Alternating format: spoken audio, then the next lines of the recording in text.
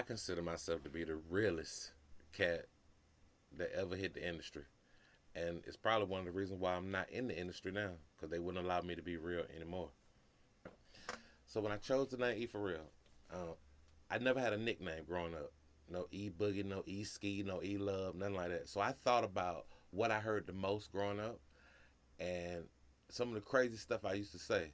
People would always say, "Is he for real?" So I just put the Eric, because E stands for Eric. So I put the Eric, the E, and the for real, because that's what I heard the most. Honestly, it's a representation of who I am, really and truly. And like I said, that's why I'm not in radio now, because they wouldn't let me be me. My mom worked in country radio, so it kind of sparked a little bit because country radio was big at the time. And no, my mom wasn't a country DJ or nothing. She worked for the general manager. She was secretary. But just being in that environment, I saw the perks that came along with radio. So, of course, it sparked the flame a little bit. And then I used to win on the radio a lot. And I was thinking, okay, wait a minute. My mama worked in country radio. Winning on the radio. I'm winning everything. I started winning on radio in sixth grade. And it never stopped, of course, until I started working. I would win so much when I went up there. Every time I go up there, I would ask for a job. So one day, after about 20 times, I was like, you know what? I like your persistent. Come on in next Thursday. And back then, Hot 107 or Hot 97 had a volunteer intern program. But it basically sparked, to answer the question, it basically sparked when I got exposed to my mom being in country radio and I saw the perks that came along with it. I enjoyed being me and interacting with the people because I was one of those personalities that interacted with everybody. I set goals when I first got started. I said, I'm not going to cuss. I'm not going to sing with records. And I was going to appeal to the masses, children, old people, young people, everybody, right? And that's part of being real anyway. When they told me, because just like any other job, you got rules, right?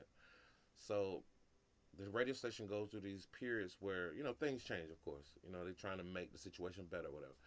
So when they start making up these crazy rules, and you would think, no, it's radio is the most fun job ever in America, but for me, I never had the passion, so it wasn't like I was just destined to stay in.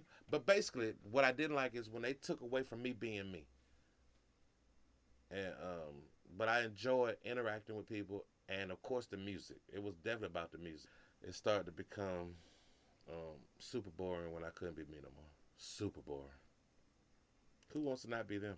Because a friend of mine told me, let me just add this. A friend of mine told me, he's like, E, in order for you to stay in this business, you're going to have to become political. And I'm like, what? That was my exit out. That's why I work for myself now. I don't have to be political at my company.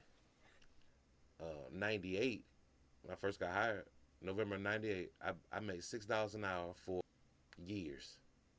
But I mean, the thing about it is the reward, as long as you're patient, you work hard, you meet the right people because everything in life is about relationship. It's still a job at the end of the day, basically. Um, it's a lot of fun, but it's still just not like meeting celebrities and hanging out and, there's still work involved.